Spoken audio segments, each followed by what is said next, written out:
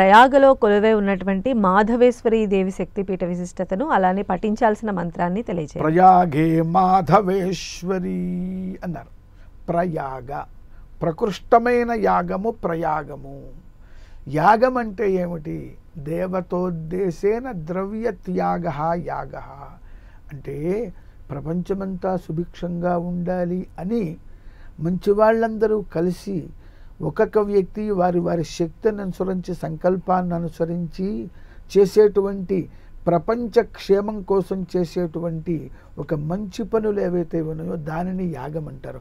ఆ మంచి పనులే పరాకాష్ఠకు చెందితే ప్రయాగము అంటారు.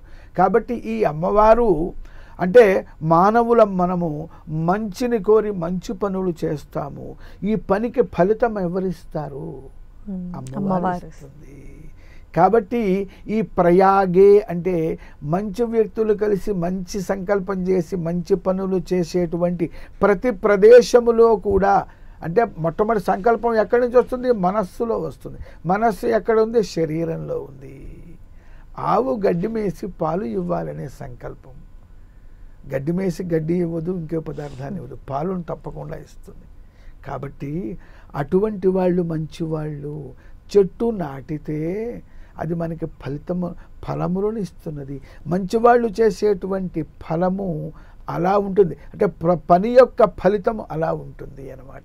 కాబట్టి ఆ ఫలితాన్ని అందించేటువంటిది చెట్టుని ఉద్భవించి అంటే చెట్టుని తయారు చేసి చెట్టు పెరిగేటట్టుగా చేసి ఆ చెట్టు వలన ప్రపంచానికి మధురమైన ఫలం అందించేటువంటి చేసేటువంటి ఒక శక్తి ఏదైతే ఉందో ఆ శక్తి పేరే మాధవేశ్వరి. ప్రయాగ అనే క్షేత్రంలో మాధవేశ్వరి రూపంలో ఒక మందిరము ఒక మూర్తి ఉంటుంది. కానీ కాన్సెప్ట్ ఏమిటి? ఉద్దేశ్యం ఏమిటి? తత్వమేమిటి? ఏమి బోధిస్తున్నది? ప్రయాగ అనే పేరు కలిగిన క్షేత్రంలో మాధవేశ్వరి రూపంలో అమ్మ అక్కడ అవతరించి మనకి ఏమి బోధిస్తున్నది అంటే మంచివాళ్ళందరూ ప్రాణులందరూ మంచి పనులు చేయండి.